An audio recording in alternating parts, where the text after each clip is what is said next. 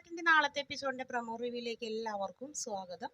അങ്ങനെ ജലജ നയനനെയും നവ്യനെയും അവിടെ പോകില്ല എന്ന് മനസ്സിലായപ്പോൾ ജലജ അങ്ങനെ നമ്മുടെ ഗോവിന്ദനെ ഒരുപാട് വിഷമിക്കുന്ന രീതിയിലൊക്കെ സംസാരിക്കുന്നുണ്ട്. അത് കേൾക്കുമ്പോൾ നമ്മുടെ നയനയ്ക്ക് ദേഷ്യം വരുന്ന നയന പറയുന്നുണ്ട്, എന്നെ എന്ത് വേണമെങ്കിലും പറഞ്ഞോ, പക്ഷെ എൻ്റെ അച്ഛൻ എന്തെങ്കിലും പറഞ്ഞിട്ടുണ്ടെങ്കിൽ ഞാൻ സഹിക്കില്ല എന്നറപ്പം പറയൂടി. പെൺമക്കൾ വഴിവഴിച്ച് പോയിട്ടുണ്ടെങ്കിൽ വളർത്തുദോഷം തന്നെ പറയുള്ളൂ, കുടുംബനാഥനെ ഇനി പറയാന്നൊക്കെ പറയുന്നുണ്ട്. എന്തായാലും ദേവയാനി അവിടെ നിന്ന് ഇറങ്ങാൻ പോകുന്നുണ്ട്. ദേവയാനി ഇറങ്ങാൻ പോകുന്ന നേരത്ത് ആദർശ് പറയുന്നുണ്ട്, തെറ്റ് ചെയ്തവർ ഈ വീട്ടിൽ വാഴണ്.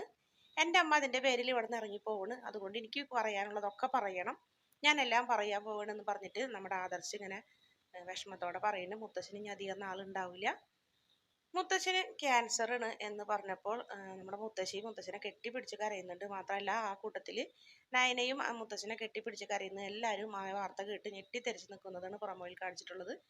വീഡിയോ ഇഷ്ടപ്പെടുകയാണെങ്കിൽ ഈ ചാനൽ ഒന്ന് സബ്സ്ക്രൈബ് ചെയ്ത് സപ്പോർട്ട് ചെയ്യണേ.